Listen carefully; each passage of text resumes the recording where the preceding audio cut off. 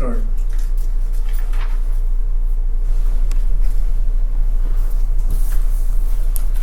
Good morning, roll call. Who's missing? Arlene and Maria. And okay. Arlene and Ann. Call for the approval of the agenda. So moved. Second. Second. Don't see any members of the public to be heard, so we can get right past that one. Any changes or corrections to the November advisory board minutes? Nope. We'll get a motion to approve. Lonnie? So moved. Oh, Lonnie, okay, Lonnie, Dave second, okay. And Those were very good minutes, by the way. Oh, lots thank of you. them. Really good. Yeah, Thank you. okay. Liaison discussion, Matt's not here, so. what's that? I said Matt's not here. Short discussion with the liaison. Yeah. He's got COVID, he wrote us that he wouldn't be showing up. Do we know yet, John, if he's going to be our liaison next year? They don't know. They don't know yet. Actually, I contacted them about that last week to see who we should be inviting for the board meeting, and they said that won't be assigned until next week, I believe. I think it's any time now. Because I think for some reason I looked at it and it reminded me that it was coming up real quick. He said last meeting he'd like to continue. We'll see what the council decides. Let's see, board direction. No, bylaw review. Everybody get a copy of the bylaws? Yeah. Have you had a chance to look at them? Yeah. Any questions? We can go through them when we have time. Minor change. I know that I talked to some people. There were different versions of the bylaws, so one at least get a consistent version for us to work from. So the changes are pretty minor, but take a look, see what you think. The number one was the change the majority of which should be at least 55 to be must be at least 55. The second one is some back and forth, and Dave actually called Christine, talked to Christina. Jen Oden. Is that right? Am I pronouncing that right? Oden? Yeah, there's an issue on that, what defining quorum. So, based on what you talked to, when you talked to her yesterday, is this wording correct, or the wording as it stands correct? I think so. I find it kind of confusing still, but what she told me was, well, actually Christina called me back, and the bottom line is the number of filled positions is what the full membership is. I think that's kind of what you guys were saying. Correct. So in that case, a quorum, since we only have 7 appointed, would be 4, and I think that's reflected in the language we have here. And if it changes, we get a full membership of 9, and then it'll change to 5. So Right. it depends on how many allocated positions are filled. I was thinking before, I was mistaken, that it was just the total number of authorized positions, but it's a filled authorized position. So the only thing on that, I don't know if it's any better, I'm not suggesting a change, but the way I read it is under a majority of the current existing membership of the board. The way I think of it is a majority of the current appointed membership of the board. And so that keeps it straight in my mind. And so I think that's it. Okay. But that's not what it says. Am I reading? It says the majority of the entire current membership of the board. Yeah. I think what I'm hearing, Dave, is that this could be misinterpreted as can have versus how many we do have. Right. The defining thing is how many people have actually been appointed. Those are the people that you count. And so in our case, it's 7, and so that would be the full membership, and it's a majority of that full membership, which would be 4. So that's, instead of current, would you say entire appointed membership? If I was going to add anything, I would say appointed. take current out, make it appointed. Is that? That's what you're saying? Yeah. Okay. Yeah, I want to get discussion on it so we can make the final changes and submit this, so. Does this? do Is there these have to still go a to chance the- to change it? Oh, yeah. Oh, good. Yeah, that's what, That's that's, good. I want to do that here, and then whenever we do it, we'll revamp it, and then send it on to the city Do attorney. we need to send it to the city attorney? Ronnie? Should we send Yeah, this? we would have to. I think I would think so, Attorney yeah. says that we can develop our own bylaws. They don't do much without going to the attorney. Yeah. All right. So, change that section to read a majority of the entire appointed membership. I have one more change, if it's okay.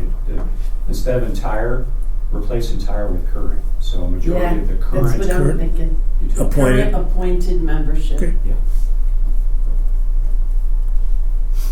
It was really confusing. There were discussions back and forth about what it meant, what it didn't mean, what it said. That's what it always been confusing. Yeah, that's what. Yeah, I think the discussions start out confusing. Yeah.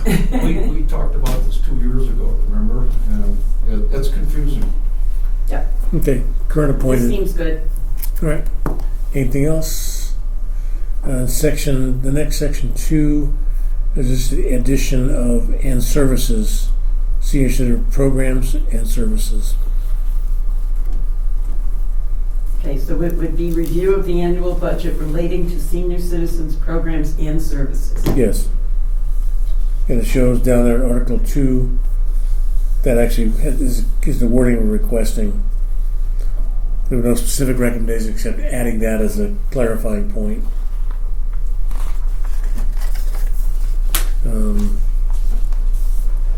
Next one had to do with reviewing the annual budget and again the additional and services. And the change there was to let's see. No, actually, those changes were reflected in the first 2 items. Section 2, recommend removal of the entirety of Section 2. The budget issue came up because it's part of our mandate to report to the city. I spoke with Ronnie and went through that, and he said, anybody wants to discuss the budget with me, set an appointment, we'll talk about it, outlining what the budget is, where the money goes, how much ability he has to change line items. So I invite anybody who wants to do it, we can speak to, set a meeting and talk to him about it. Get clear on what's going on. I'm happy to explain how much money we don't have. That won't take long. That is a little different though than what the issue that I brought up. Go ahead. And so I think we, as I recall, we're going to talk to Ronnie about how we might approach it and go from there. Yeah. Yeah, I mean, the discussion, Ronnie put out the budget and said, here's what it is. If you have questions, ask them. I said, well, let's have the board, that's our job to report to the city council about budgetary issues, how the place is being run, etc. Ask the questions. I think it's full disclosure is available. Ronnie, isn't there, I got this from talking to you, Dave, isn't there the majority of the budget, isn't the majority of the budget kind of like out of your control? Yes. So, out of our entire budget, what's out of the control is staff wages, insurance, Right. all of those things. So, it starts off looking like this, but what is in my control is this, and how do we manage that? And it really breaks down to very few line items. Facility maintenance, and so if we have a pipe that breaks, then we have those funds available to call a plumber. We have city staff available for certain things. Those are more of the cosmetic things, some cosmetic issues that come about are those quick fixes, but if it's something that needs to be replaced, we have to call a company to make those adjustments, those repairs. There we go. Small budget for supplies for our entire staff for the entire year. Small budget for can't think of all these line items. There's very few line items. Not very much money available in those. It's just how do we manage those and be able to make sure we stay can address those needs throughout the year. We have that. We have our recreation budget, which is cost recovery. So yes, we get an allotted amount of money at the beginning of the year to program. We program everything in advance. Like we have a Go catalog that just came out. We were able to reserve our tickets, make reservations at different places, use those funds in advance, and then when the Go catalog comes out and people register for the programs, we're recovering those funds, that money back. We don't make money. It's just an opportunity for us to. That money is just there to keep us afloat so we can program in advance. Seed money. Yeah, and so that's the recreation budget. Outside of that, we're talking about supplies, even smaller. Everything's smaller from there. And then we have those two budgets, and then we have our Friends budget, which they approve X amount of dollars for us each year to provide those supportive services supports and those recreation service supports. Recreation service supports are mainly scholarships to participate in our on-site programs or even attend a trip if they wish to use the funds for that they were approved for. So recreation funds, and then our supportive services. We've talked about if somebody needs help financially paying for a doctor visit, dentures, a dental appointment, things like that, then our supportive services team work with them to use those funds to provide those supports to them. And so we have 3 budgets. That's just a quick explanation of how they're used, but yes, what is in our control? It starts out looking like this, but what's in our control is very minimal. I can ask another question. Yeah. So the majority that's outside of your control, do you have some influence on any of that, or? No, because those are just, again, we talked about staff salaries, things like Yeah. that, outside of my control. Those HR, right? HR, things like that. So, yeah, my operating budget is like that. Okay, thank you. Yes. Johnny, I wasn't going to talk about this, but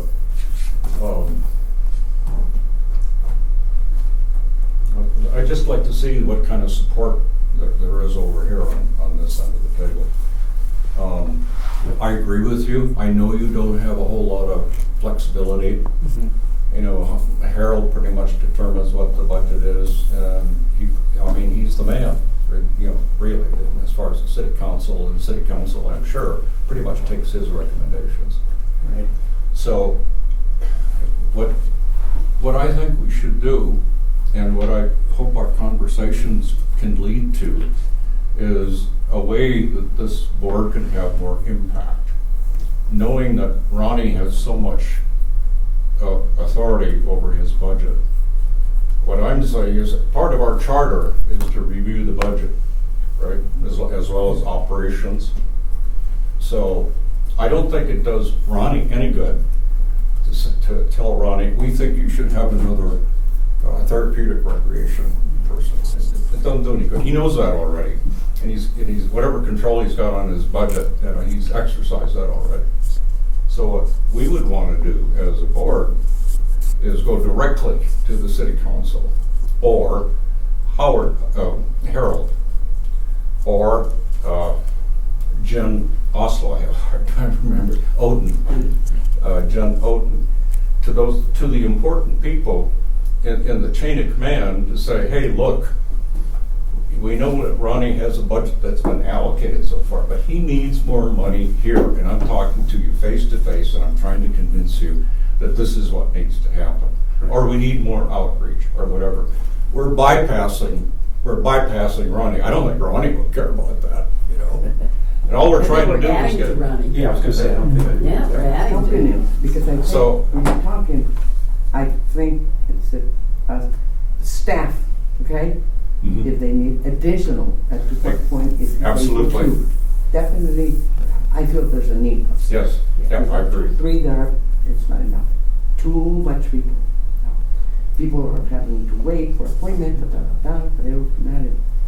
So what I'm hearing the board say, and I think a good avenue and support, and thank you for that support, Dave, and recommendation for the board, is through our budget process. So the budget process, I take a look at those things that are outside of our control, right? But what requests can I make for the upcoming year based off of the trends that we've seen? We're talking about increased participation, attendance. I heard us mention wait times for appointments. So we take all of those things into consideration. We look at those trends. Once we're identifying that we're seeing an increase in the need in my budget request for the upcoming year, I'll take all of that information and make a request for, like this past year, I made a budget request for 2 new resource specialists, bilingual specific, so we can meet those needs of our Spanish-speaking clients and participants, because we're seeing an increase. And so made that request for two bilingual resource specialists, but if not given 2, then a request for at least 1, and make the case for both, which I did, along with, we talked about things that are outside of our control. Our staff continues to grow, and there's a need for us to continue to enhance our professional practice, our craft, learn new things that are happening in our industry, and attend professional development opportunities as well. Professional development budget is very, very minimal, and so I have made a request to increase that to allow us to have opportunities to attend conferences in state or out of state or online. Just have options for our staff to continue to enhance their professional craft. And then I made an additional request for. It feels so long ago, and it wasn't. And one more additional request, and I can't remember what it was. I knew what we were coming into this year with our city budget, and I just wanted to keep the important versus giving everybody my wish list, right? And just, unfortunately, we're not able to have those needs met through the budget cycle and process when it's being compared my requests are being compared to other divisions, other departments, and our city needs. And I know that our needs are definitely important to us, but when you put it in comparison to what's happening in the whole community, that's a hard decision to make, and I don't ever want to be in a position to make that decision. So hats off to Harold and his team for that evaluation process to see what needs to remain the priorities. But what I'm hearing the board say is taking that opportunity, taking that information, and being able to advocate through different avenues of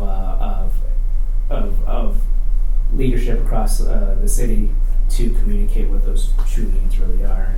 And that would be fantastic if that's what this board would like to do.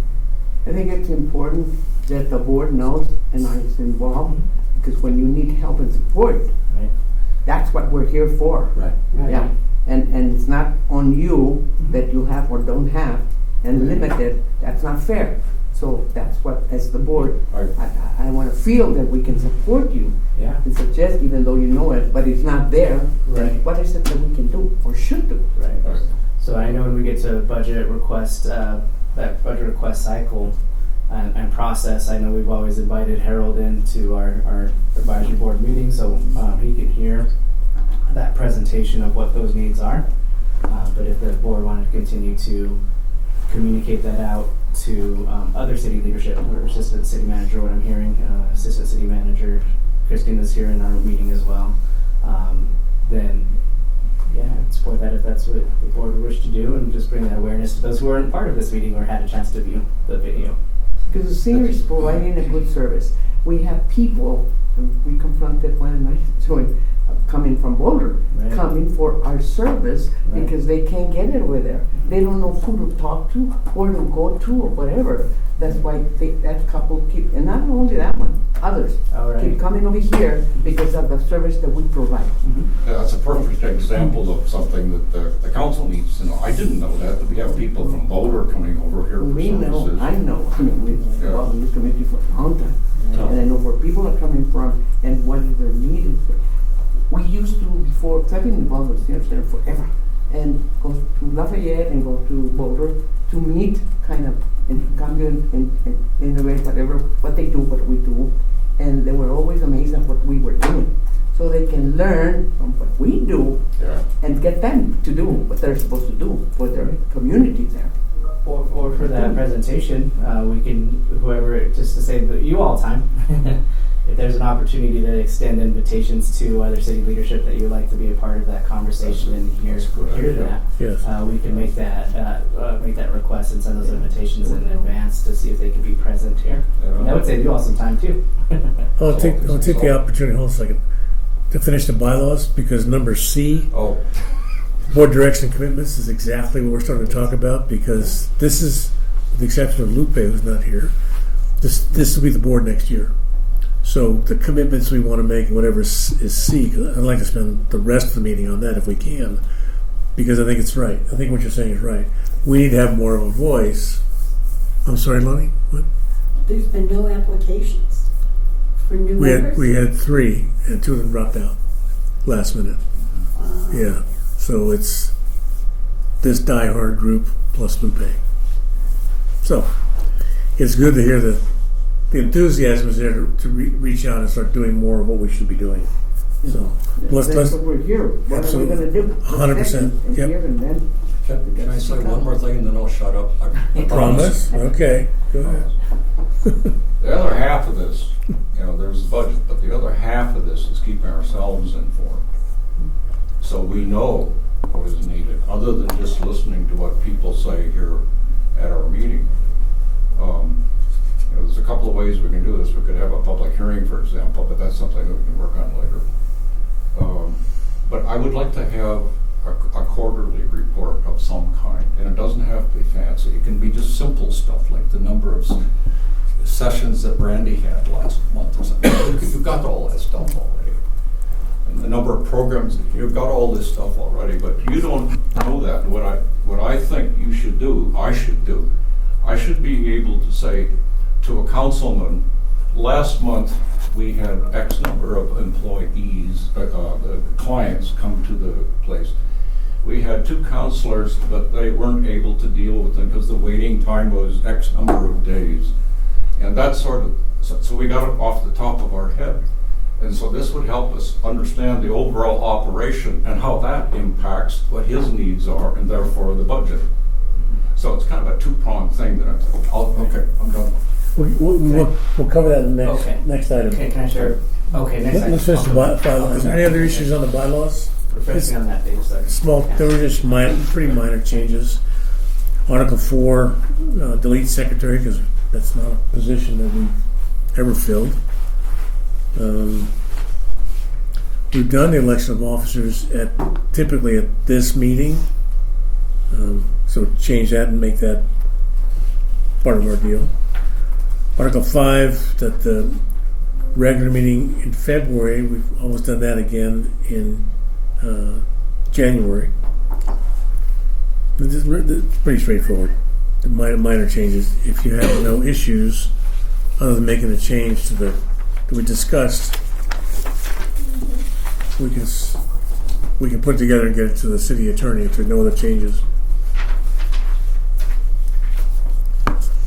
I'm gonna review this, but again, let's say at the end of the week, if you have any changes, just send them to me. I'll make additions. I'll get it out to the board. You'll see a final draft before it goes to the city attorney.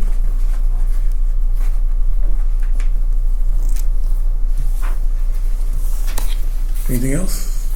Okay. So let's keep going with board direction and commitments. What I had listed there is what does the board want to focus on? We have the food table that we're involved with. We've talked about doing outreach, how do we get more issues about Spanish-speaking programs, Native American connections that we've made through the Native American Day here, area agency on aging, sustainability, senior employment, and council involvement. That's what today's point. That we do that on a regular basis. I think we need to maintain a profile that people know that we're here, and that we represent over 55, almost 30% of the population in Longmont, and we can speak for them. So let's carry on this discussion we started to have about that kind of involvement. The part of it about budget, that's one thing, but about the board, what Martha's saying about how do we support Ronnie, how do we support seniors, how do we find out what they want us to do. The idea of a quarterly meeting, great. The idea of you submitting, each of us submitting information to me to put on for the agenda so we keep things rolling. Who do you want at these meetings? That's up to us. So being able to define that and talk about it, take an active participation would be something I'd like to see us do next year. Having said that, So I think kind of all starts with putting our finger on the pulse of what seniors want, right? And it's one thing to know what seniors want to actually walk through the doors in here, but it's another to know what seniors want where you live, right? Over at Alta Vida, different. And so I'm just free associating here. But one thought is we could announce where board members will be at on a certain date and time. Get that out through some sort of a brochure or some method of communication, and get it out to the general public as to we'll be at this location at this date and time, and can answer your questions, and then maybe we can give them an update. Kind of make it kind of a two-way discussion, right? The other thought I had is that we pull them into here, and we go ahead and reserve a room on a quarterly basis or something like that, and we go ahead and we have people come in here, and maybe it's, I don't know, maybe it's during the board meeting, because we do have it open for public invited to be heard now. I think a reason some people don't show up is maybe a reason a lot of them don't show up is they just don't know about it, right? So I think there's opportunities, but there are other organizations within Longmont and elsewhere that do that kind of thing on a regular basis, right? To solicit input and use that to guide what decisions we make and ultimately what resources we think are needed. I think we could do it, but I think we can do that. We just got to figure out structurally how it works. well, it seemed to me that there are some mechanisms for that kind of information that exist now. One is Housing Authority, that they represent some group. They represent a lot of seniors, I would think, right? What? The Housing Authority? Yeah. And is there a Well, way? they represent a lot of people in Longmont, but they do represent probably 3 or 4 of the buildings of the 8 buildings have seniors living in them. So there's one mechanism. How do you know how we would get in front of those groups? Arlene would know. Arlene would know. Arlene? Yeah, because she's head of the advisory board, the housing advisory board. So Is she she's now? Is she head of it? Okay. okay. I would say, yeah, just talk to the people in the office and find out through like Molly and people like that what you can do about passing information on. I believe there was a board member in the years past that I think it was when you were chair, Dave, and I can't remember who, did presentations at the LIJ properties because they have monthly meetings. Yeah. And just asked for 30 minutes to do a presentation. Neighboring community council. Yeah. Has the monthly. Peer support did too. Maybe that's what it was. Maybe I'm I merging think the it's two. important when we're talking about outreach. Uh-huh. How much outreach can we do? Are we limited? We can't have too many people. We got too many. So what's that? So are we able? So my thing is, hey, this is the senior center, this is for you. You should be coming to the programs, being part of it, taking part of it, and helping us make decisions of what is not there or what we don't offer. It's Right. not that we're limited, we can't add more people. We're limited outreach, we can't go out there. Why? Because it's going to get full and we can't handle it. So Do you think that's we could get too many people coming in? Do you think? So I see both sides of that. So absolutely see both sides of a great opportunity to increase awareness of who we are, what services we provide, what comes out of our facility, our senior services as a whole, right? Everything from peer support to recreation programs to Meals on Wheels, right? The variety of different things, free of charge, minimal fees, greater fees for day trips, things like that. I think that awareness is absolutely important, and is there a great opportunity to bring that in front of people who didn't know that information before? Absolutely. We're talking about, and then on the other side, the impact, right? Now that awareness is there, Dave was talking about the data and statistics of wait times for for support services. We addressed through the Friend Support by purchasing 2 new vehicles. We're able to alleviate the wait list to allow more people to go to our programs on our day trips as well. And so, what could that impact be? Could it bring more people? Absolutely. Can it increase wait lists? That could be an impact for sure if we have more people coming in the door for either service, support services, recreation services. And are we equipped right now? No. And that answer is no. Back to what we were talking about with budget requests. The data supported for me to say, hey, so we can alleviate those 4 to 6 wait lists for our clients. I made a request for 2 resource specialists, so that wait list can go from 0 weeks to 1 week. That's a nice quick appointment wait time.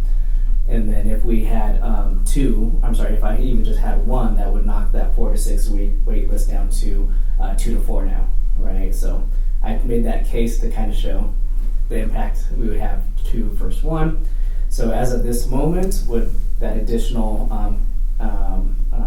appointment wait list increase the wait time from beyond 4 to 6 weeks? Absolutely. And that's just that is just our staff situation and our reality right now, right? Based off of what we currently have. But is that an opportunity to use that information to now go back to that my upcoming budget request for the following year to say, okay, well now we're seeing more people. Here's why we need more. Absolutely, right? So we of course want to serve as many as we can, as quickly as we can, and but that's just not always realistic, right? Based off of what the needs are, how many appointments we have to, because it's never a one and done. So they do wait 4 to 6 weeks, and they may have to have a follow-up appointment, and now they have to jump back on the back of that line. And so, is there an answer? Is there a good answer to that? No, but I do see both sides of the impacts it can have for awareness, absolutely, but also the real-time effects of appointments and program wait lists increasing. And Is then that- some of us board members within our expertise Right. can help off and on volunteer to help alleviate the staff Uh-huh. on some of their needs. And there's certain things Training that, or something. right, absolutely. And there's certain things, but a lot of like those one-on-one appointments, not all of them, we can't use volunteers for those because what's being disclosed in those meetings and what the services and supports that are needed from clients, that we can't always have volunteers navigating that, because it's not only just a sensitive information, but it's also just navigating systems, city systems too. So there's certain things, absolutely, but not we can't take that approach for everything. So. Well, I think the issue of outreach is important, but I think the way that we might circle back that is asking, how do we ask, what do seniors want? We certainly post things here to get that information, but I'd like to see us get out into the community more, do outreach, just ask the question, what do you want from the senior center? So what besides LHA, and I'll talk to Arlene, part of what she's going to do if she's here, because when she leaves, there goes all the things she reports on. Exactly. So she was going to do a description of what those are, and how we might fill it in, so we can talk about it at the next meeting. But mechanism for getting out to at least small groups to start with. LHA, what other groups might we get in front of? Neighborhood Group Leadership Association, is that one to talk to? Yep. Okay. That would be a good one. Okay. Anybody? Just other senior living facilities. Exactly. I was thinking, we deliver, you do too, John. We deliver the Go magazines, right? I drive the car, or Tracy drives and I drop off.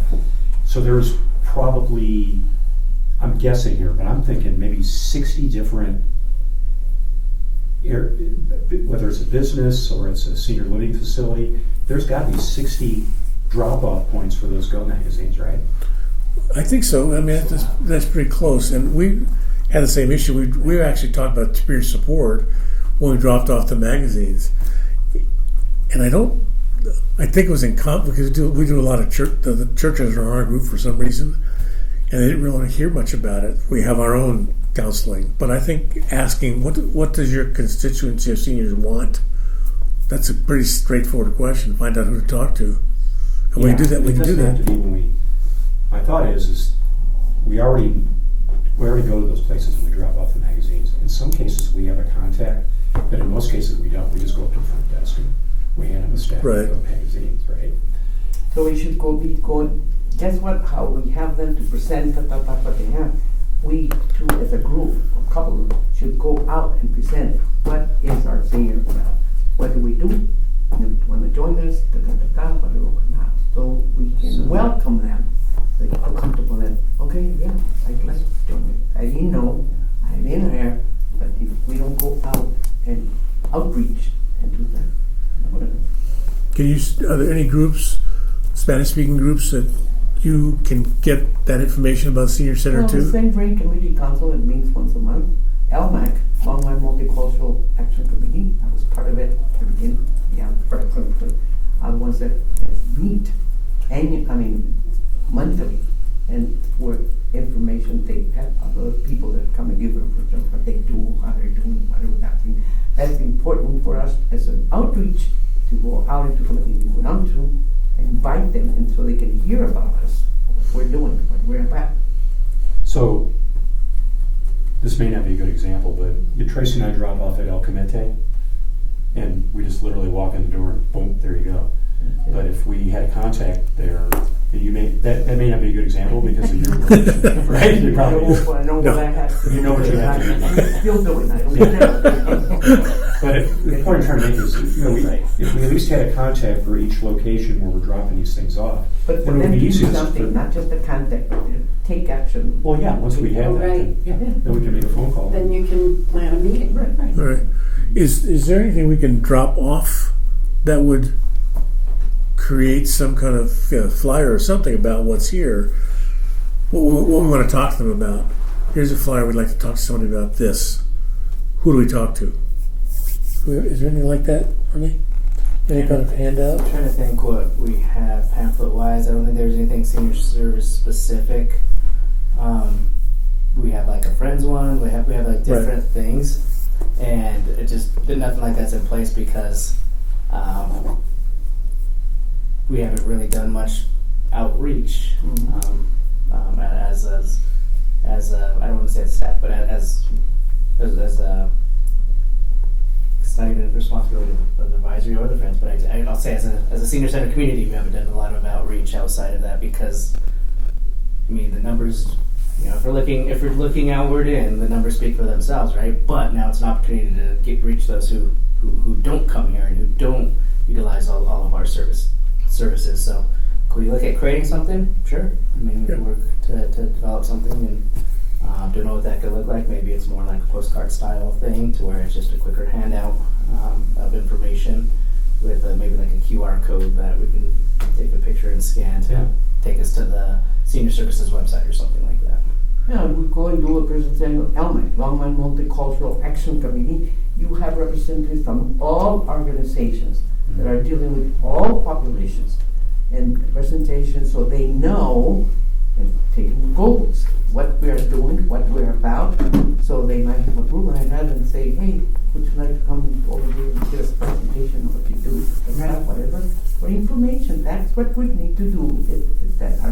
I'm willing to do a lot of stuff, okay? I mean, that's what we need to do. As board members, getting involved outside the community, assisting to the programs that we have here. Who would be willing to make presentations on that basis? Two. Okay. I would do.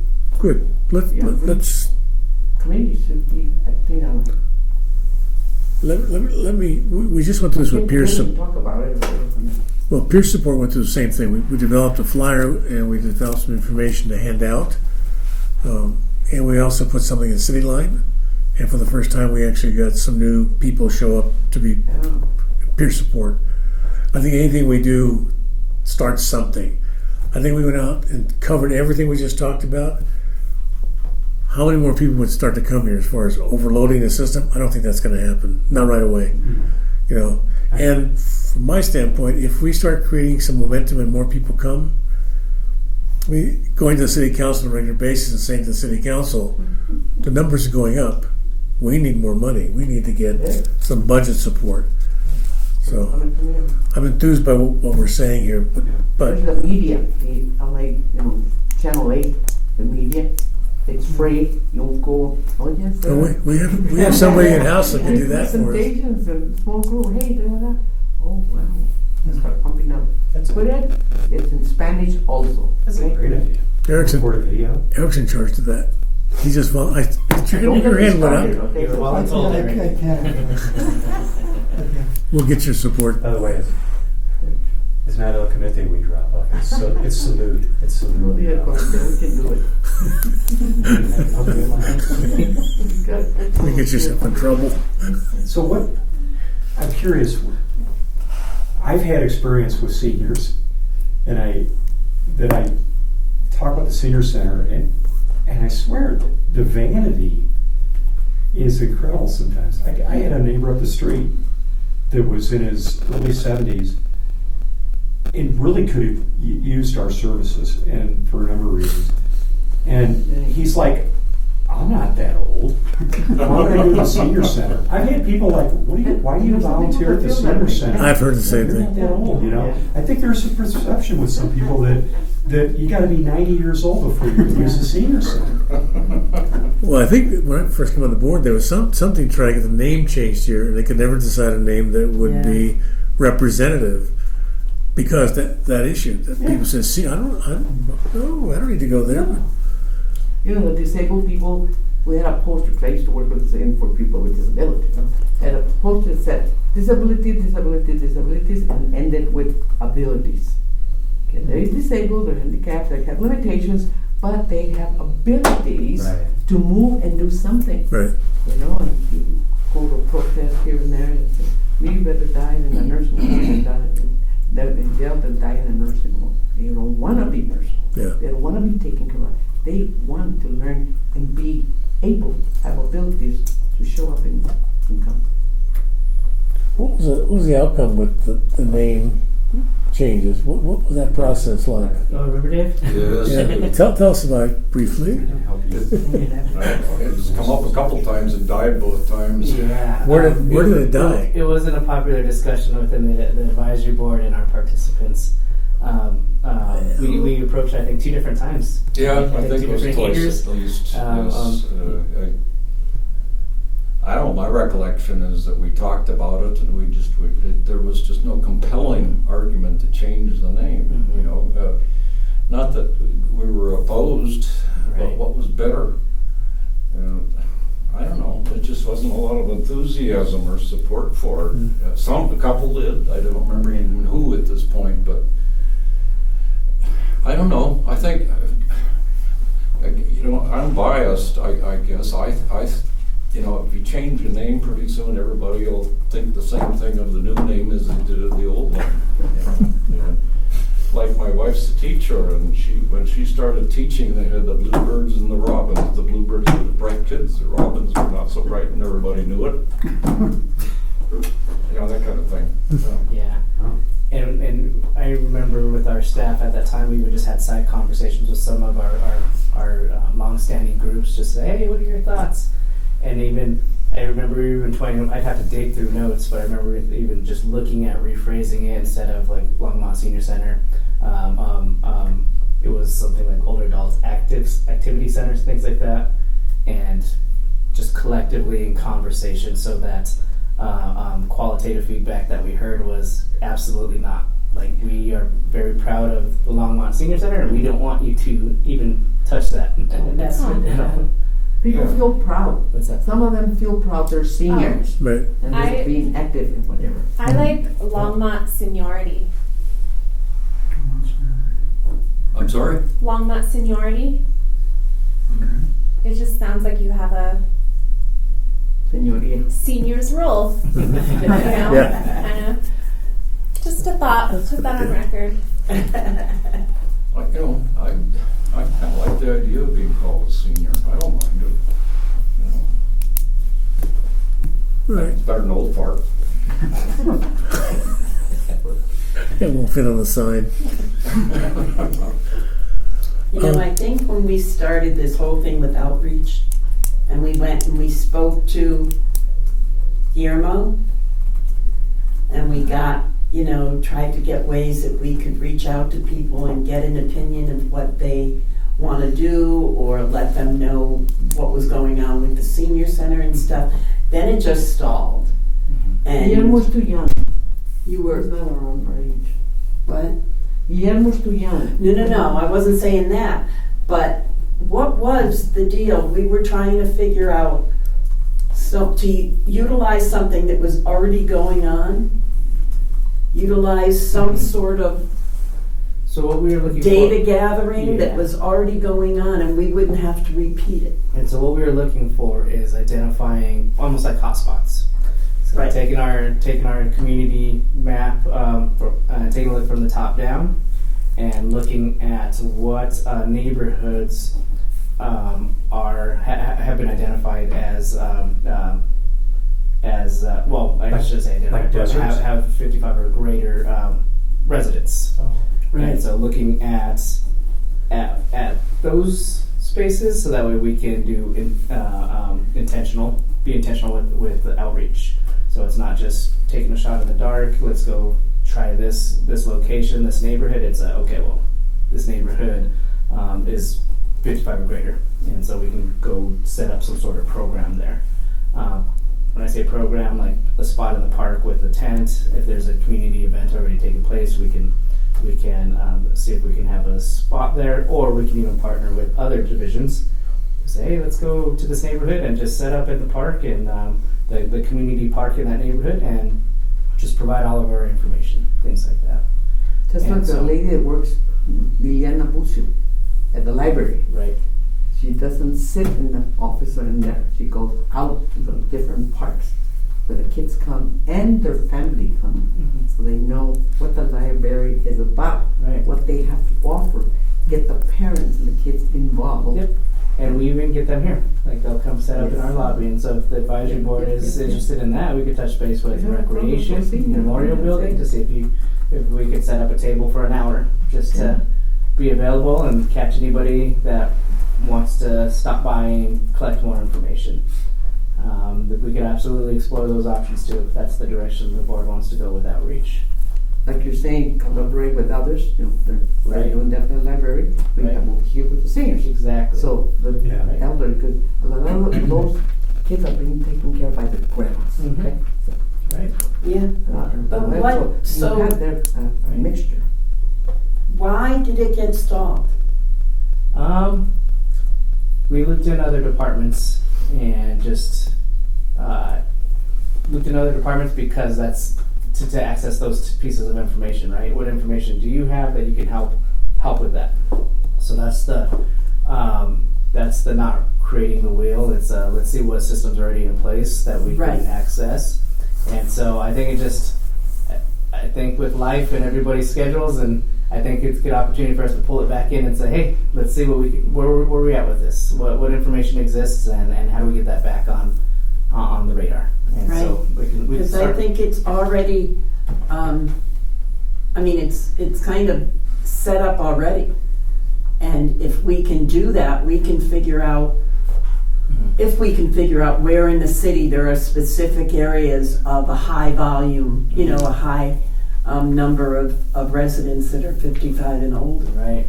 So Then we may be able to have something that's already in place, like, a pop-up, that we can say, okay, now we know where to go, we've got it all set to do it, let's go ahead and plan it for this place, and this place, and this place. Once we get it set up, we just repeat it.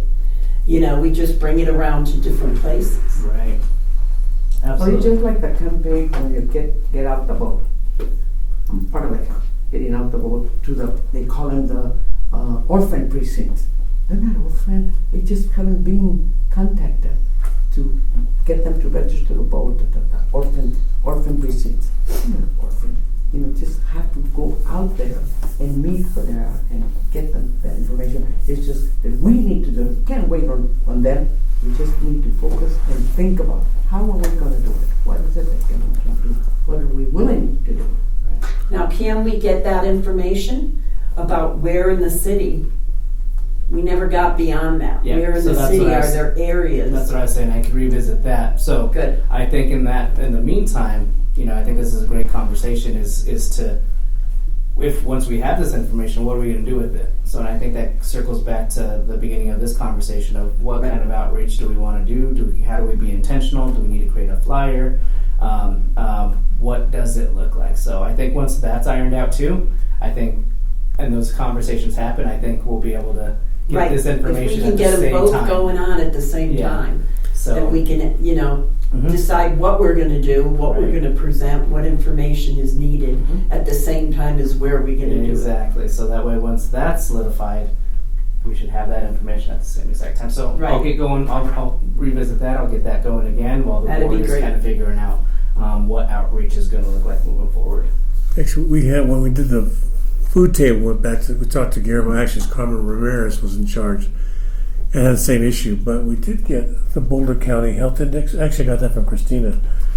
Boulder County Health Index Services map. And it shows by age, by economics, by ones that have internet, by ones that have televisions. It's pretty specific. That's available. I have that, if that'll help. But I think what we're doing is we won't be spreading our focus too much. From what I've heard here, there's some groups we can talk to and begin the process. Right. Hone our skills, hone the pitch, whatever. Right. So the objective seems to be, what do we do and what do seniors want? That's the questions I hear. I hear there are groups we can talk to, St. Vrain, LMAC, people like that. Go distribution, we can ask. I can ask Kaylee about that because the book goes ready to go out next week, I think. Yeah. See if there's ways we can make that kind of contact, at least with some of the groups, to find out, can we speak to your whoever. NGLA, if there's some contact we can do there. Yeah, I'll take that one. Okay. Yeah. I'll talk about the also groups we can approach. Friends Board, Roger Juergens is on the Kiwanis. He's offered to have us speak to Kiwanis. So I think if we focus on groups, there's only 7 of us. So let's each The Rotary and all those that you're talking about. Yep, just take the group. Somebody takes charge of that group or those groups. In addition to that, I'll look at least drafting a pitch, something to talk about with people, so that we send the same message whenever we go to talk to people, and also look at some of the flyers we just created for peer support or something that we can do there. We got I think I just say this about peer support to something City Line. We got a small advert there, and we got people responding for the first time ever to any kind of advertising. And then when I say ever, it's because they never did it before. So I think if we start to do these things, it'll create its own. And from a group like LMAC and whatever, we talk to 30 people, they know 30 more. There's 7 of us working 60 people. So any further Like comments? The American Legion, the Elks, all those groups, they have their group. I don't think- Group and they have. And And we can just keep moving. We can start slowly. We can start with the major ones. You know, the ones that are the obvious ones Right. would be for seniors. And then, you know, then go from there. Do the Elks and do the Kiwanis and do the ones that are partially seniors, but would be definitely ones we'd want to hit. I'd like, So it would kind of go out from there. and think about this too. We also can bring on, is it March? Ronnie, we can bring on additional candidates for the board, advisory board. Is that right? Is it March? Yeah. We can We can. So in this process, we can also look work on at that too. two more board members who are active that we can get that kind of momentum with. So just What's the maximum we can have? 9, 9. All right, and we have 7. All of us here plus Lupe. So, but for me, hearing this enthusiasm for getting outreach sounds great. So, John's I'd not like to be in charge of that. in charge I'd like to of. be in charge of outreach. Start that up Is that what again. that is? Yeah. Get that going again. Now we've got more participation. People want to be part of this than the sunshine laws allow us to do. How do you meet? Because you want to meet with. I think everybody here wants to do it. How do you want to meet? I think What are that's our options? Ronnie? Options to meet. Yeah, I mean, As you could Post the always, meeting. I guess we would have to, yeah. Yeah, Post the that's the meeting. only option we have. So Lonnie wants to do outreach. Depends on how many people are on that committee. Well, it's going to be more than 2. Is it going to be? Everybody pretty much Everybody wants here to is- be Everybody doing wants it. to. So if it's going to be more than 2, then we would have to post it. So organize how often, what days of the month, and then we work at that point with your scope of what outreach meetings need to take place. Then we go work with Bianca and reserving a room. And, you know, we've been avoiding doing that as far as having a meeting that we need to post. But posting is not a big deal. 24 hours. So Only 24 hours. So, but we need to make sure that we need to have an adequate space. Right. So there's just planning, but as for posting, no. But if we said, okay, every 3rd Tuesday of the month, we'll have an outreach meeting, and we'll do it in room whatever, and you can post it 24 hours before, that's really not a big deal. Yeah. Okay, As long as we have it and know it and reserve the space. Right. Absolutely. okay. Well, I'll talk to you about that, and we'll figure it out. We'll work with the committee to identify what that, like you said, the example was the 3rd Tuesday, 10 o'clock. And then from there, Bianca can take a look at our schedule to make sure that that can work or not. So we have to make sure that the committee everyone who's involved in the committee is able to attend that same day. And as well, because we already have our go out for the next 4 months, the upcoming 4 months, if we have rooms in that same place and same time. Okay. We'll look at that. So it would go on the go next cycle, but not having it to go now, as long as we publicly put it up, is plenty. That's enough. Being the go, we could do It it wouldn't next. be the only place we could post it, though. We could post it someplace Oh. else. So we would have to post it just on the city website. Right. So that Right. one is it doesn't even have to be in the go. I think Bianca was saying just because the go is out, those Right. rooms are already reserved. Certain rooms are Would we have to meet here, or could we meet at another city? You can meet at another city location. Sure. Yeah. I didn't know your access, Bianca, is it only to rooms that will be available here? Yes. We would just have to communicate with those other locations in advance that And to find reserve one that space. had a room when we needed it. Right. As far as like permissions and controls Okay. Just us. here. Yeah. And then outside of that, that's outside of my scope. I would have to ask permission. Interesting, okay. The city should be collaborating with city entities. Yes. Let's say like the library. Right. There's on the site that there's that conference room. Right. Yep. They Yep. made it. And as long as it's available, Library, we whatever. Yeah. Museum, whatever. Same as us. City We have, with city should be collaborating, working with each other. which we do, right? And that's why we have other groups that come here to reserve spaces for presentations, meetings, Yeah. things like that too. So, and that's all it is hey, just reaching out to see if that room's available, and if it is, then they have no problem saying, oh yeah, absolutely. But Do just, we, go ahead. Oh no, we just need to know in advance, that's all. Do we want to decide now when we're going to meet? The ones that we've been meeting is you, Lupe, and myself. That's about it that I know. What we did, what we stopped, what we're doing, nothing. Yeah. I would suggest that we decide on that and also agree on who's going to do. And John's doing it on GLA. I'll do the Kiwanis in a couple groups to see who you want to approach.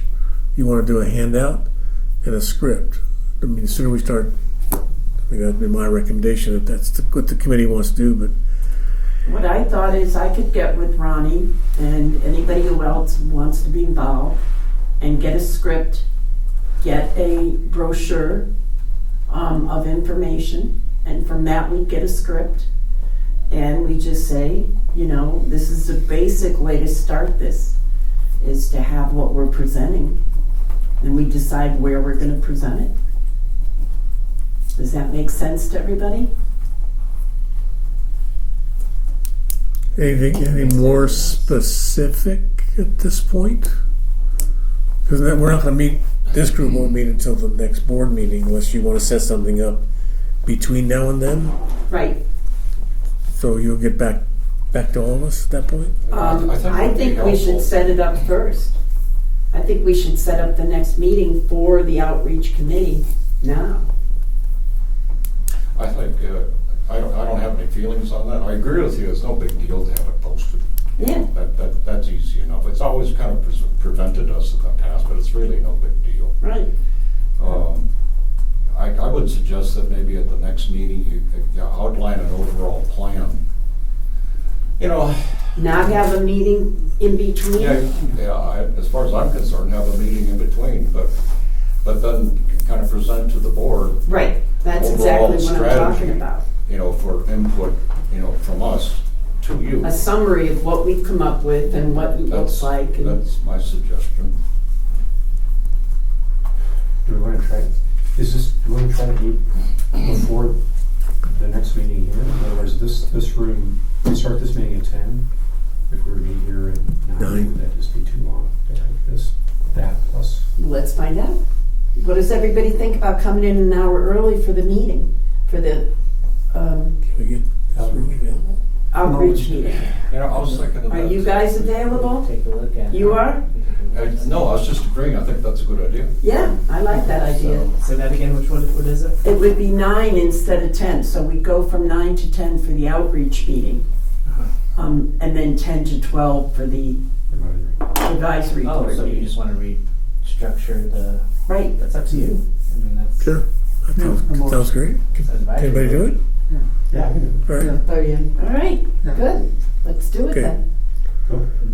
We'll let Lupe know if she's, if she's able to attend, but that'll keep her from having to worry about getting a date and how many people are available and all that sort of thing. So it'll be January 7th? January Is that- 4th, Is it the 4th? Forces isn't it? Sunday, Looking at. Oh, it is 7th. What am I looking at? January 7th. I was looking at February. I'm ready for February. Lonnie, what would you like to cover in the meeting?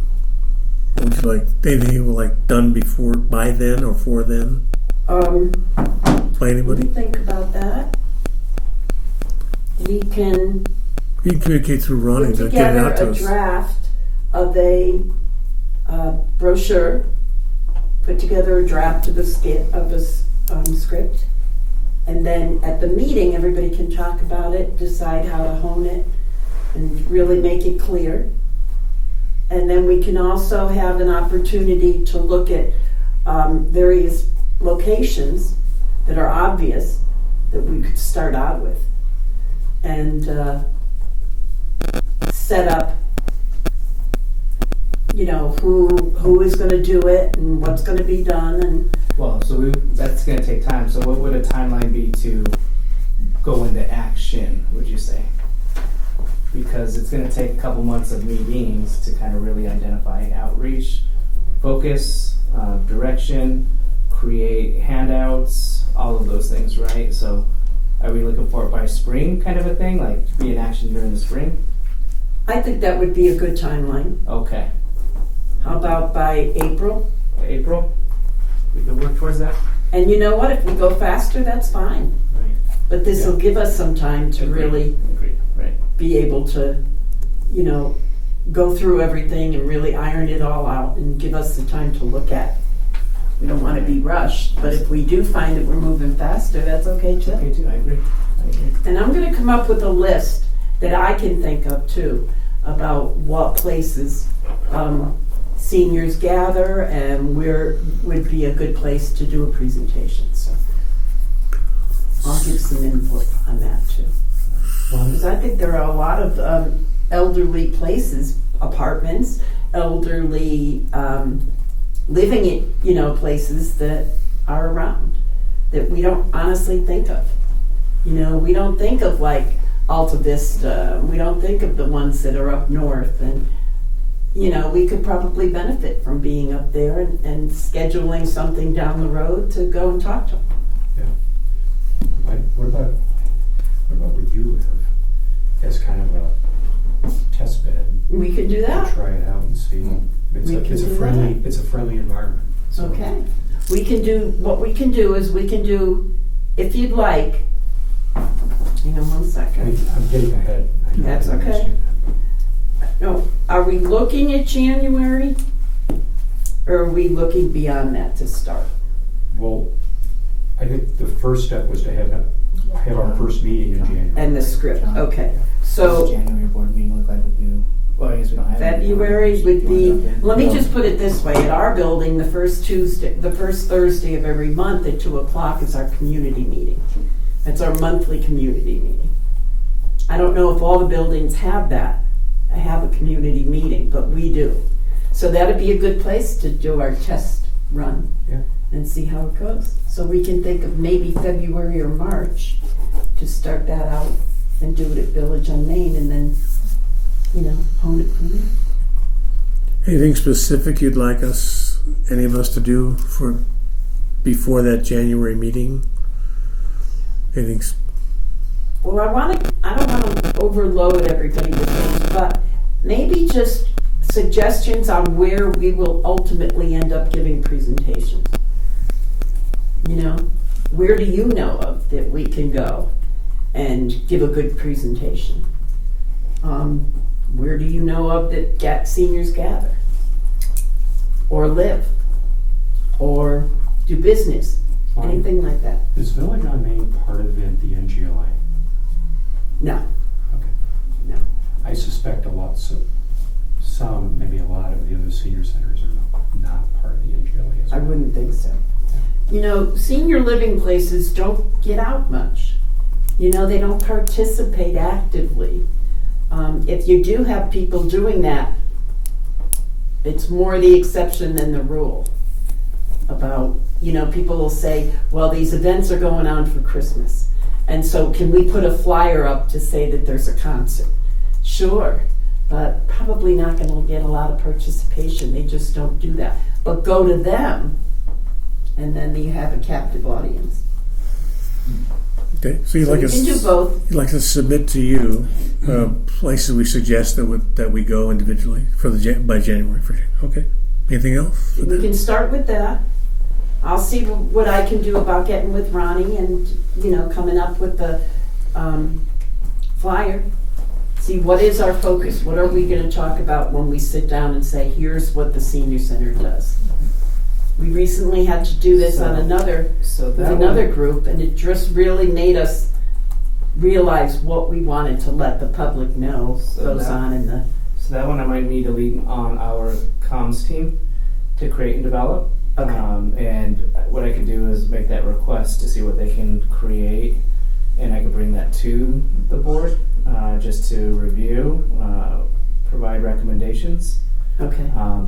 To create something. So what that does is a couple things. It saves your time in helping create or doing that work and creating that document, and it allows your feedback as well, but allows the comms team to kind of really piece it all together. If you think that they have the time for that, that would be fabulous, because then you're knowing the information is accurate. Right.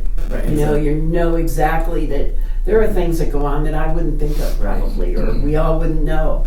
But you do it from someone who's looking at it from their perspective, and they're like, Right. you know, bullet point it, and that would be fabulous. So do you think you could do it by the January meeting? I can see. I'll reach out. I can make that request today and see what their timeline looks like. Okay. That seems like a really solid way to start. Is that Scott? Ronnie? Starting there, yeah. Scott, yeah. Yeah. Okay. I Good. think we've got the beginning of a plan. That's exciting. Honestly. That's awesome. That's awesome. Love everybody's That's what I was enthusiasm. thinking of places where, or groups that we could Yeah. have presentations. Just I've got already any 1, 2, 3, 4. gathering of people that you think would benefit from us talking to them. Awesome. That's all. Let's do, well, we've covered board vacancy updates. We've got those 2 seats we can try and refill again in the spring.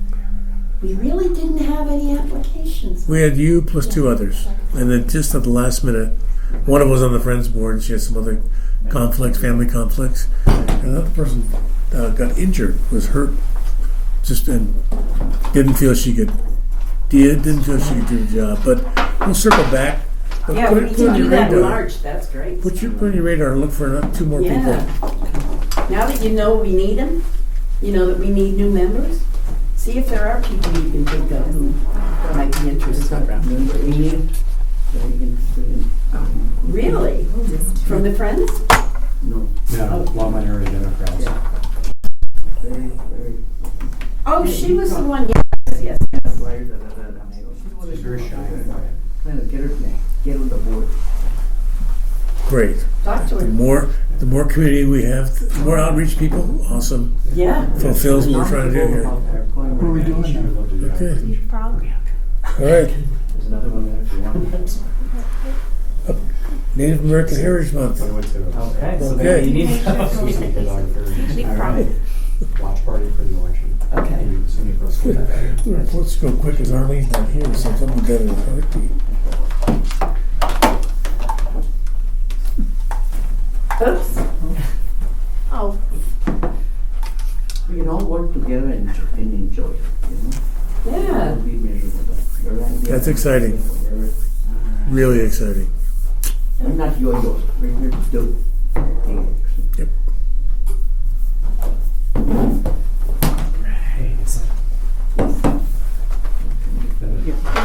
Mm-hmm. But if somebody calls me, I can answer it. Oh, yeah.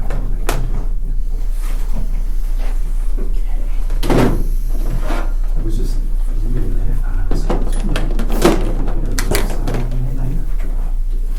And he said, you could get a regular screen for $150, but for an iPhone, That's a lot of work. of course, shatterproof, you know, blah, blah, blah. And I was like, you're fine. putting it up. I have to wait and see what I can choose. There it is. I'll dim the lights here in a second. I just wanted to share this video with you. If you didn't have a chance to attend the Native American Heritage Month celebration here at the Senior Center, this was the video that was presented at that. Here we go. Yeah, good. How do we get it to? Oh. Cool. Oh, I bet it's Ooh. extended and not duplicate. Let me that part, I'll pull the thing out. Can I go to which one? Duplicate. There we go. No, Nope. what did you do? I didn't do anything. You did. These guys don't do that. Guess not. Okay. But all the Thank you. computers being changed. Okay. So they're still cleaning it up. It was presented at the Native American Heritage Month celebration. I think we're good now. You can go ahead. Here, I'll get it. And so they're still cleaning it up. It's not out to the general public, so you get a sneak peek as well. So again, presented at the celebration and here at the board meeting.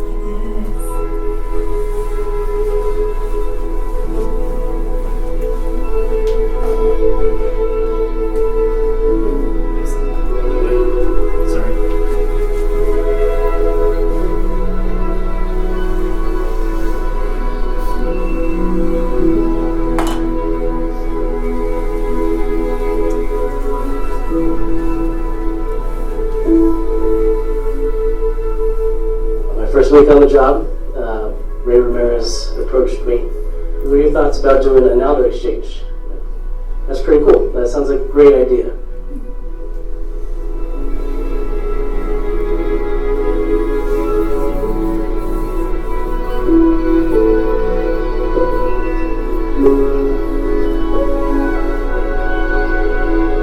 We as a community are doing something that has never been done before, an elder exchange with a tribal sovereign nation.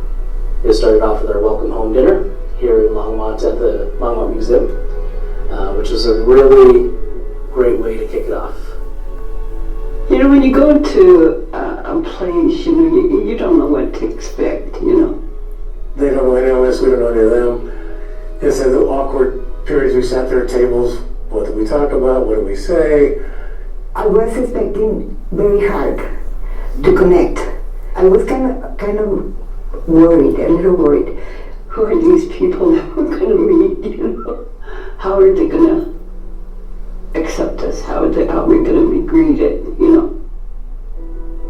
My name is Carmen Ramirez, and I have the honor of saying welcome home to Northern Arapaho Elders. Talking with Lee, we were able to discuss who we think should be the best person to say the blessing for our first meal together. And that was an easy selection. Talking with Lee, it was Laverne White. She's going to pray in silence because prayer for her is between her and the Creator. She's going to share that with us in the middle of silence. To us, you know, in our tribe, with our culture, it's an honor to be asked to pray for a meal, you know, with a crowd, you know, so I felt really humble.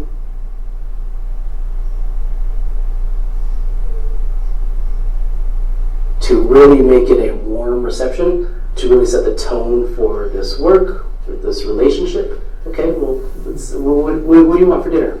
And immediately it was, we want barbecue. So we worked with Georgia boys to cater barbecue for our Northern Arapaho elders. We warmed up really easily to everybody. They made us feel comfortable. But we sat down, you know, at different tables, you know, and but I talked to two ladies, and it was good to hear their stories, and I think they were really interested in mine, because they kept going like this to me, you know, and questioning me, you know. Once you start talking about things that we all share, grandkids, hope, whatever, it just became really easy. As soon as they sit on the table, we start talking like we knew each other. It was so easy to connect. We socialized with, you know, the seniors, and it was real welcoming, you know, so warm. If you get people comfortable with you, especially Indian people, they'll open up. They'll open up to you. You know, they'll tell you their stories. And we started laughing and even saying jokes. Everybody was talking, and they were answering, and they were making jokes too. So it was great. I think it was very important for us to know the background, who we're building these relationships with. I think it's important for us to know and acknowledge that this is their land. They were displaced and removed from their land and relocated in Wyoming. To see how, you know, how huge it is, you know, with all these businesses, apartments, cars, you know. I wonder what it would have been like had we lived here. The mountains would have been our home. How do we take that acknowledgement to the next level? So we better understand the injustices and traumas they've endured. Seeing the Sand Creek exhibit, I got overwhelmed. I didn't know that it was going to be that affecting, and I should have known that it would be, because it's a horrible, horrible thing. I knew about the Sand Creek Massacre, but when I got in there and I started to read everything, and you know,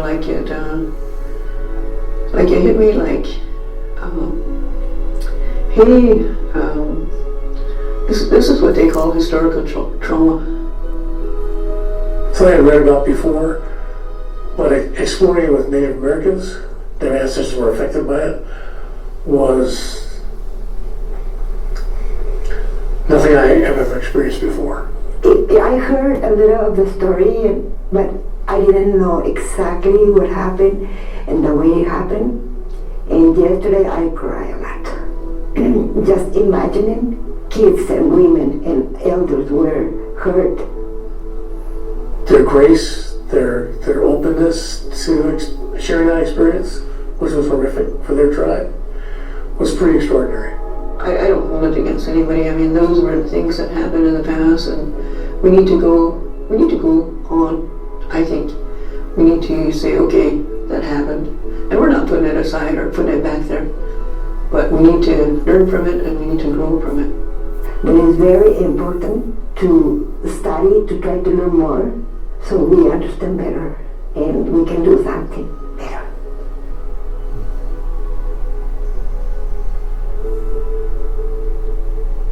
You know, the purpose of Sister Cities was really about how to bridge cultures, one person at a time and one relationship at a time. When the Northern Arapaho community members came to the Longmont Senior Center, they each quilt. They talk about, you know, their own quilting experiences, and it really brought together the two groups of elders in community and in conversation about something that they loved. And then one of the quilters ended up making a quilt of the Northern Arapaho flag. This is the Northern Arapaho flag, and this is the Longmont flag.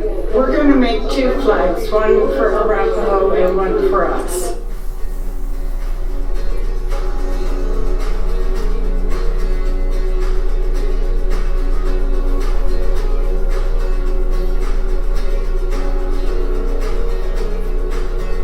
When we got to Wind River, once they saw each other, the conversation, the laughter, It was a reunion, and there was hugs, and it was almost as if they never left each other. you know, we had only spent like 3 days together. That surprised me, that level of friendship could develop in a really short period of time. We have a beautiful reservation. You know, there's a lot of things I think that they need to take you to. You know, we've got our buffalo. First, we want to welcome everybody coming to the Wind River Indian Reservation. It's the reservation that belongs to the Eastern Shoshone and Northern Arapaho tribes. It was 130 years prior, before we had the last buffalo that was here. And so what Jason Valdez and the Buffalo Program has done a fabulous job of creating that opportunity to bring buffalo back to this reservation. We're in all tribal schools, and we're teaching them how important it is to eat the wildlife, how to eat the vegetation off our landscape, and why we need to protect it and keep it that way.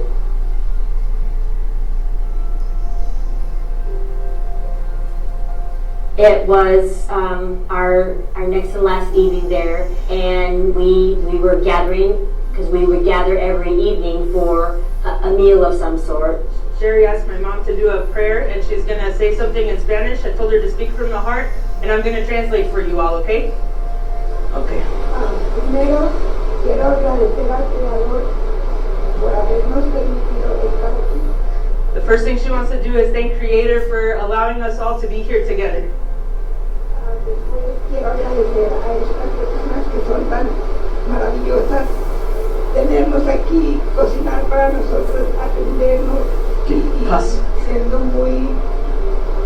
lo máximo para nosotros. The next thing she would like to do is thank all the marvelous people that have hosted us here for being so kind, loving, and generous with us, providing this space for all of us to share together. Y también a todas las personas que están aquí, que los considero familia, no amigos, no conocidos. And for everybody that's here with us today, because she not only considers you her friends, but also her family. Gracias, Señor, por los alimentos que nos vamos a comer ahora. Y perdón por llorar. She said, thank you for all the food that we're going to eat today, and I'm sorry for my tears. Thank you. Amen. Right around the same time when she started, you know, we had this big thunderstorm that came, and then again we all looked up, and there were not one, not two, but 3 rainbows that many folks from the Northern Arapaho tribe said it was a sign that the blessing was well received.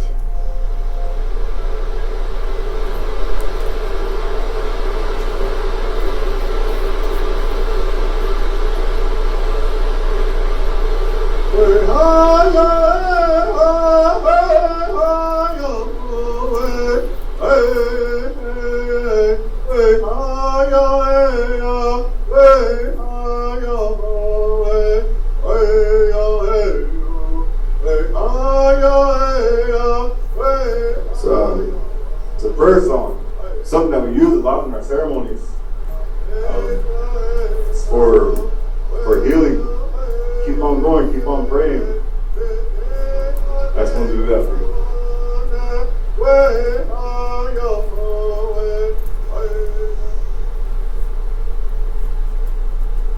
One of the most important and impactful moments of the entire exchange was our participation in the powwow on the reservation, part of the honor song.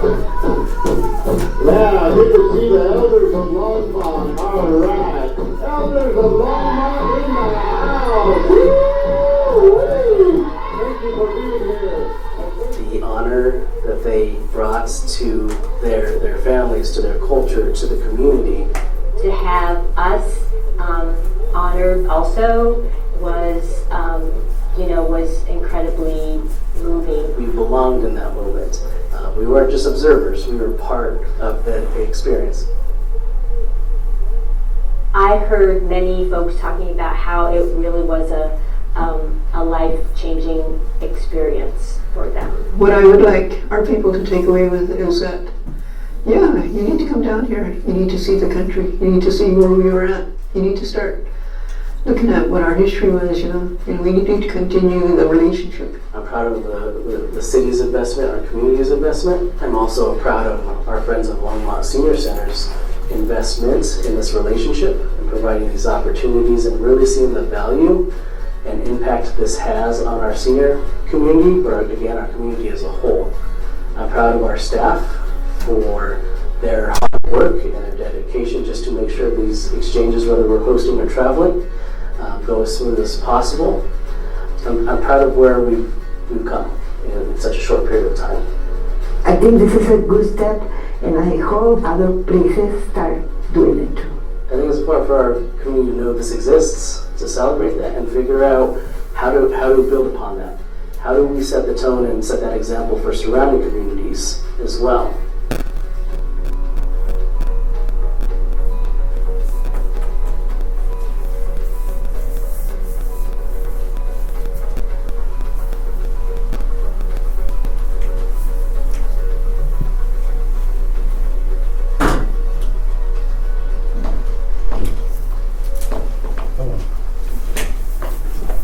That was very well done. Yeah. Yes. We had a good team following us. Eric knows that group very well, and just to see the outcome, the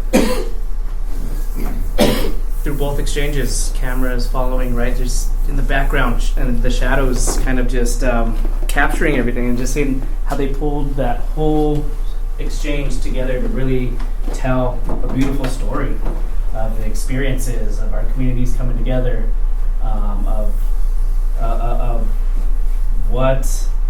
what the exchange has brought to our own individual lives is just incredible. And so it's the fact that they can pull that together in a 13-minute video, right? Like that's something that can be a series, right? On PBS, a PBS series. There you go. And they did an incredible job, an amazing job. So I wish I could have been there. I'm very sad that I couldn't. And I did want to open it up to, gosh, why is this not turning on? Wanted to open up to Eric, John, and Bianca, who were part of the exchange, and just see if they wanted to share anything about their own personal experiences.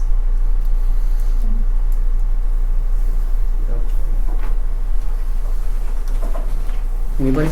No, I think what Karen Roney said is my experience. It was life altering. Something it's pretty simple, but the experience of being with people that we have wronged, 150 years ago, and their grace and their discussions, at the memorial exhibit at the museum, sat next to someone.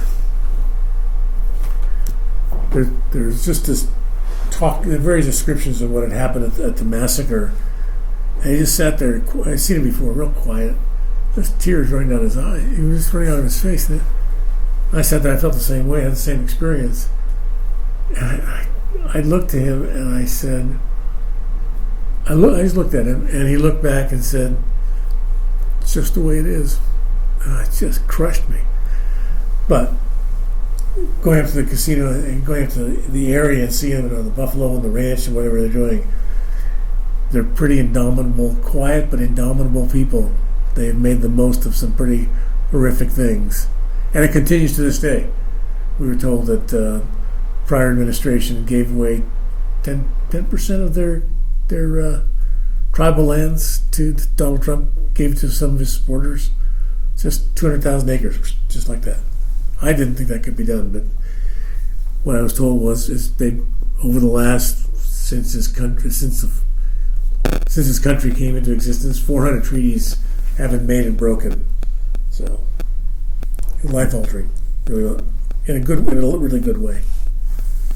Yeah, I wish that Nathan, who was responsible for the movie, had been able to make it an hour. Yeah. So that you could see it more of the entirety of what the experience was. But it was mind blowing. It was the trip to the reservation was remarkable, and so well done by Ronnie and the staff. Because I don't know about you, but every day I had to get my room key exchanged 4 times. It just kept not working. And so it was funny, it was just became sort of part of the experience was, well, I'll see if I can get into my room. If I can't, I'll just come down here and do this again. but it was the hospitality shown and the graciousness of the people was just remarkable. And I would do it again in a heartbeat.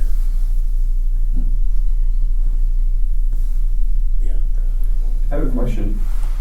The last food distribution we did here, there was a woman that I saw in the video standing next to our ex-mayor. Janice. Is that her name? Janice. Yeah. She was the president of the Sister Cities group and shepherded through years ago, and was with us on up to the reservation. Knows the tribal members really well, and was just really supportive of all of us in going through that process. I remember her, And she has a real interest in food security. She works with a nonprofit that does this kind of work in addition to Sister Cities globally out of New York, and they have an office in Boulder. And food security has been a real issue with her. So we talked about it somewhere on the trip, and she said, "I'd like to come down." I said, "Well, second Saturday, come on down." And she showed up. Yeah, because she had mentioned that she goes regularly up to the tribe up there. Yeah, she does that, and she also there's a group of us that send food up there and other support through Amazon every month. So she's part of that. Yeah, that's right. She mentioned it. Yeah. Because that's one of the ways we know we can get it. Yep. Because their trucks go everywhere. Right. So yeah, they're extraordinary people. Just fun to hang out with. Yeah. So. I think when we look at the support and opportunities we provide through friends, and so in the video I said, I'm thankful that the friends see the true value in this opportunity. Cultural enrichment, right? An opportunity for the focus of that is to provide opportunities for us to learn something new culturally, right? Various cultures, through our own culture, about ourselves, about history, and no better opportunity for our senior participants than putting them in a situation where they are standing next to somebody they've never met before, right? And have to learn about their culture, about their history, about how that ties into their tribal history here in Longmont, right? And just making those connections and learning, and it was just there's no better opportunity than what we created for our senior participants when we're talking about cultural enrichment. So I'm just thankful that they saw the value in that and gave us the opportunity to extend this out to our senior community and enrich the lives of our 20 participants. And I'm glad that we have those approval for funds for next year to do it again. I was just going to ask, is it planned for next year? It's planned for next year. They approved funds for next year, and I just hope we get to continue doing this. That's too important to not. So. Yeah, there's real support from the Friends, obviously, to continue this. So we'll see. They put it on for next year's budget, unanimously approved. So we'll see if we can continue. Right. Nice. You know, one of the things that I noticed is not on here. This is the meeting we typically do. Elections. Right. We have a quorum, right? We still do. We still have a quorum. It's weird to see there's only five of us here. So it's appropriate to do that now. If we did it last year this time. Open that up to the board.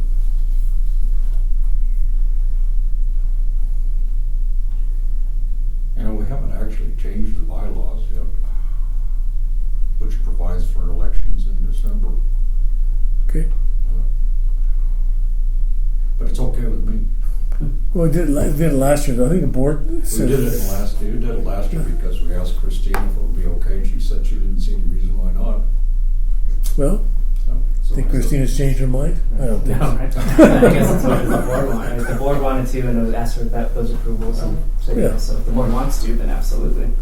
Oddly enough, when we meet, the board will still be everybody here plus two more.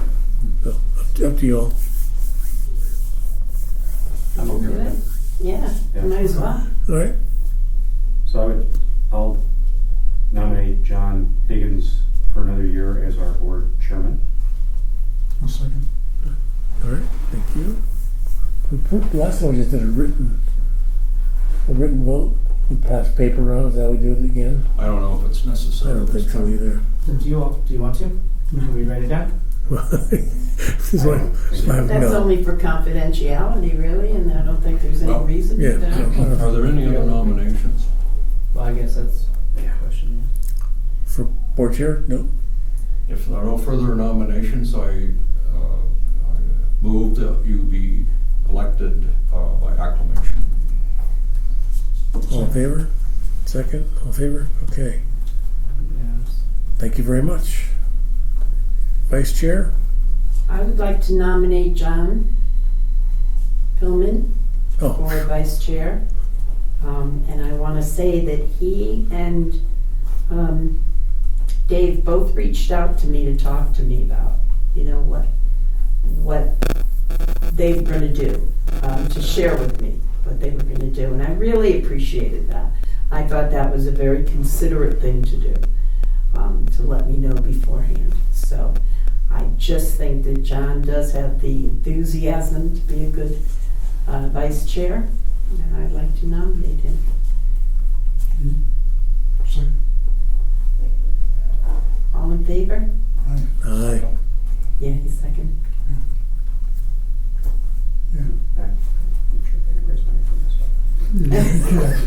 Congratulations, John. All right. Thank you. All right. Reports, into them backwards order. Food table is December 13th. Who would like to participate? I let our name know. Eric, Lonnie, myself. And I have to say, I never switched it on my calendar for last month. Remember, we bumped it back a week, and I never switched it on my calendar.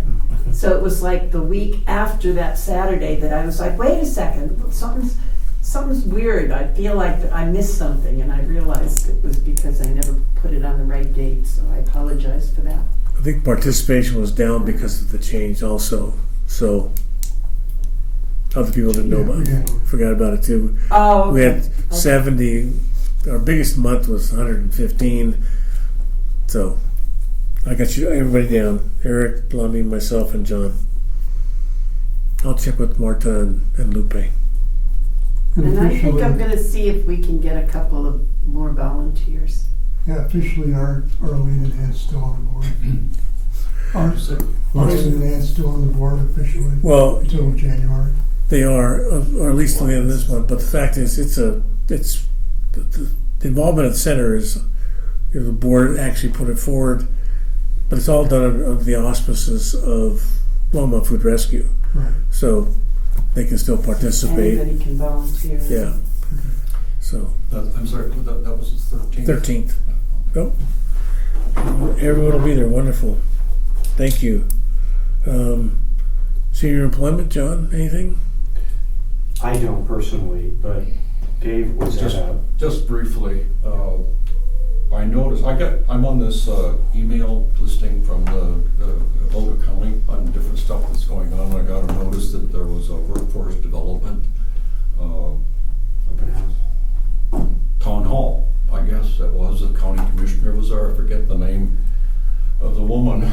And anyway, so this was about 2-3 weeks ago, and the county commissioner was there, and a couple people from the workforce services were there. Not the same ones that were here last time, different people.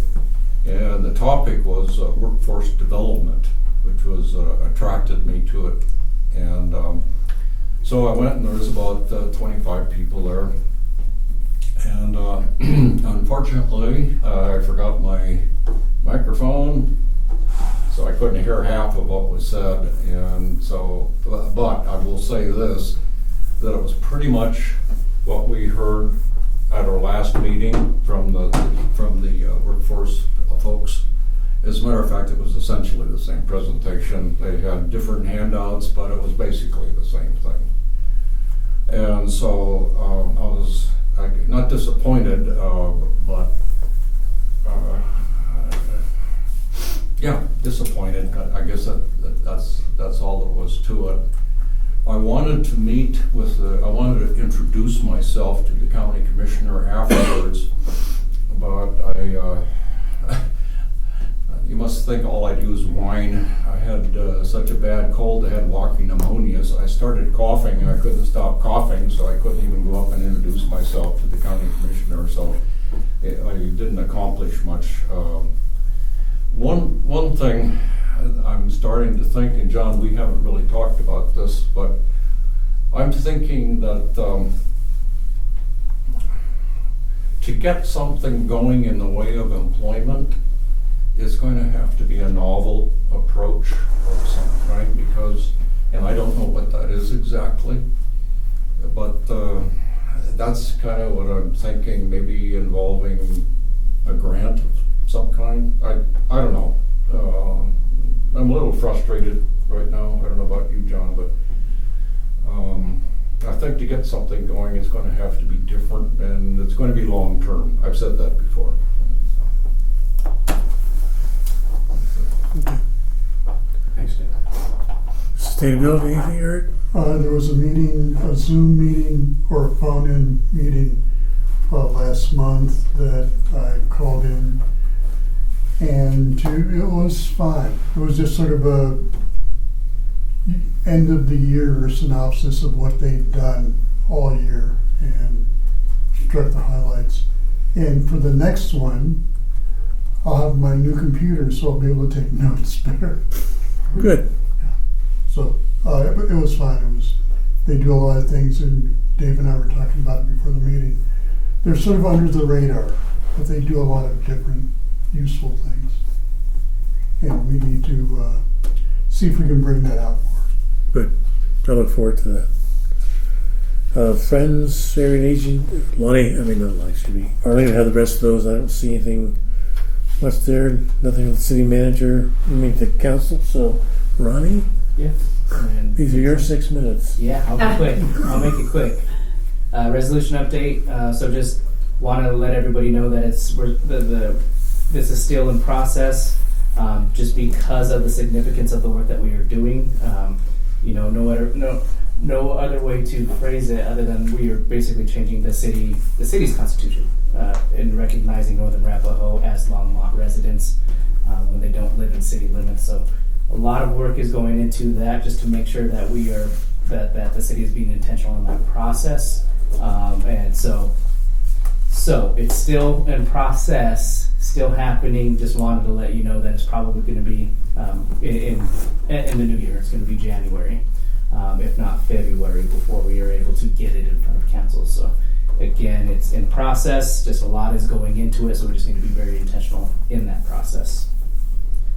Go updates. We have our Winter Spring Go. It is live. It's Winter Spring Go from January to April. It is live currently on the online catalog. So it is viewable right now. The physical copies will be coming in this Friday for us to hand out to our participants and get to those the distribution locations that we were just talking about. Yep. So that's coming in Friday. Registration for our programs will begin this week. Spanish programs December 5th from 10 to 11:30. All other programs, registration begins December 8th. And then hike notifications for those registered for those hikes will be notified on the 16th. And then trip lottery on the 17th. So we are underway. It's happening. It's happening fast. And we're in 2026. I don't know about you all, I just don't know what happened in 2025. It just went too fast.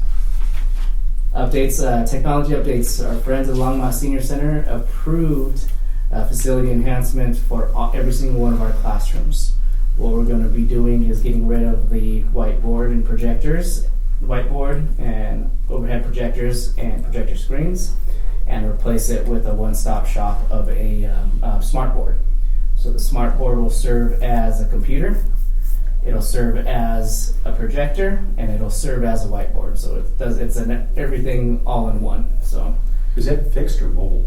It'll be fixed. Fixed? Yep. It'll be in every single classroom. Right now we only have projectors in 2 of our classrooms, and then we have rolling projectors if somebody wanted it in the other classrooms as well. So every single classroom will have the same technology and same accessibility. What that allows us to do is if the presenter, we're not making it mandatory, but if a presenter wanted to make their program virtual as well, so physical or virtual, that will be available for every single one of those classrooms as well. So rooms, we have speakers in this room, so the other rooms that do not have speakers will get overhead speakers in the classrooms as well for audio. And our big presentation room, D&E, will have a bigger projection screen. So those in the background, smart boards. So those in the back, we get up to 60 people in that classroom. Those in the back can still see the video and hear it as well. What this allows us to do, unfortunately, this is a dying technology. Overhead projectors, the smart board allows us to purchase a piece of technology that is sustainable in the next 10 plus years. So we get not only that sustainability for each classroom, that enhancement, that it's sustainability, but also better quality, so better experiences for our participants. Because not every single classroom, again, has a projector. Not every single classroom has audio speakers attached to it. This is available now in every space for every group, every meeting, for every participant. And so what this does is it allows the picture as well to be much clearer. So it'll be like a TV screen basically. So again, those in the back of any classroom will be able to see what's being projected on the board. So we're excited about that. We are getting, so in our lobby we have our reader board. I always call it our reader board. Has the slides that change, that revolve, and it provides just information and advertises what's coming out of the senior center. And then we have our scheduler at the very front. As soon as you walk in, the main doors on the left, it's that rolling timeline for the day. So what programs are taking place, what times, and what classrooms. We're going to get both of those now in the billiard room. So we'll replace the ones here in the lobby and get 2 additional ones in the billiard room, so those coming through the east entrance can have access and see what's happening in the building that day and see those advertisements as well. Along with every single room, we have our paper sheets that at the end of this meeting we remove the advisory board and onto the next group. It's going to be electronic now. So we'll have an electronic scheduler for every single classroom. So when we're done with this meeting, it'll automatically turn over to the next program that's going to be using the space, advertising the program and the time. So we're excited about that. Big update, big project, $193,000 project that they approved to support, and we're pretty excited about what this can bring for our programs and participants. Is that 400,000 in 2 years? That is, and I think we'll be okay for a little while. So, Well, right? to put that in perspective on the vans and on the technology, it was each was a year-long project for Ronnie to present, talk about. He brought in the vendors or whatever. It took a year, both times, to get these approved. So, And the data supports. We have our participation numbers for every single classroom, every single program. The need, we talk about capabilities. We only have 2 rooms with projectors. That limits what we can offer for presentations each week, each month. But when we have that capability in every single classroom, now we can program more, right? Provide more opportunity.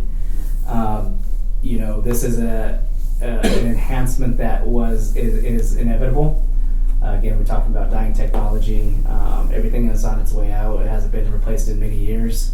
It's an investment that the Friends chose to support, voted to support, that our city budget, we're talking about that city budget, is not in line to cover, is not in line to support this in the foreseeable future.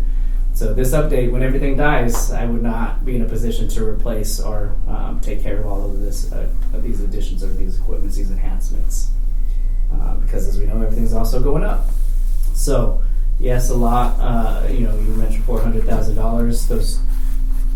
What I just talked about with this video enhancement allows for our participants on site here, and the other $200,000 were for off-site programs to allow those who are sitting on a waiting list to now have an opportunity to participate on those day trips, because now we're able to have 2 more vehicles. We're able to take up to 30 more people on those trips. So we could have up to 60 people on those trips versus 30 that we've been operating in the past. So all of these requests and the data has been collected to show the Friends that the impact this has on our participants and all those waiting lists, and they saw value in and voted to support. So very excited. They've done a lot of great work over the past couple of years, always, but the past couple of years in addressing the program needs specifically. and just to circle back on the outreach things we talked about, this is the kind of things we can tell people. Is what do you want? Here's what we can offer you: the classes, the expanded bus availability, things like that, food table, all of that. Yeah, oh, absolutely. We have some great stories to tell. Oh yeah. Staff update, Therapeutic Recreation Program Coordinator Ariane Heater has accepted a position with a different organization, and her last day was last week. So we are working with Recreation to post that position. It's a split position, 50% senior services, 50% recreation services, and working with them to post this position and identify responsibilities again, so we can start the interview process. So once we have that candidate and know who it is, I'd love to be excited and love to share who will be joining our team. I went 4 minutes over. I apologize. We're gonna give you the Thanks, Ron. 5 minute break. I should ask any questions. Do you how long do you think? Do you have anybody from the last time? Didn't seem like she was here for very long. She wasn't, I guess, right? Maybe a year? Was it about a year? No, she got here the exact day I got here, so 2.5. Oh. Guess what? Okay. Yeah. Then I must be thinking of somebody else. Okay, never mind. Time keeps flying. I don't know what's what either. So, nobody in mind right now. We have to post. Okay. So we have, from when Dave was chair, we have some consistency. We have a good team in place, a great foundation. We have consistency. We have longevity with our team right now, and it feels great. It feels great that when these positions do open up, it doesn't create that burden. Other staff members having to absorb those responsibilities. That we have a good system and good foundation now that those responsibilities are appropriately distributed, so it doesn't overload one person. done a lot of great work in a short period of time. Yeah. Yeah, You our guys team. really have. You have quite a team. We do. And, you know, when I've had to reach out and just ask anybody anything, I always feel very confident that it's going to be knowledgeable and it's going to be a comprehensive, you know, look at things, and people really know what they're doing here. Right. You know, Right. and you can see it. We have the right people in the right spaces. Yes. Absolutely. And doing the right jobs. Yep, good job. Yes. Very good. And you too, Rennie. Thank you. I appreciate that. One last note for adjournment. Did the Get Acquainted presentation, and last year the board chair picked up, I think you picked up calling these people just to check. Remember that? We've got about a half dozen people to contact. Would anybody like to do that? Just to see how they did, see how things went? The Get Acquainted, Mhm. what was that? Yeah, Ronnie? The Get Acquainted was Yeah. the class on letting people know what's here. Yep.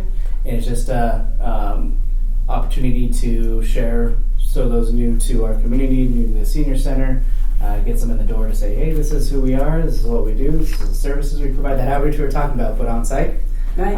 led by a staff member.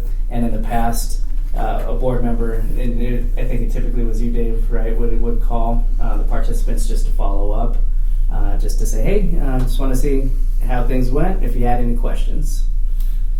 So we just wanted to see if anybody on the board wanted to make 5 phone calls just to Yeah. check in and see how things went. The max people showed up for it, and 9 of the 15 have been contacted. I can do that. Oh, okay. Thank you, Lonnie. All right. Awesome. Anything else? We're ready for adjournment? We are so adjourned. Thank you. Thank you.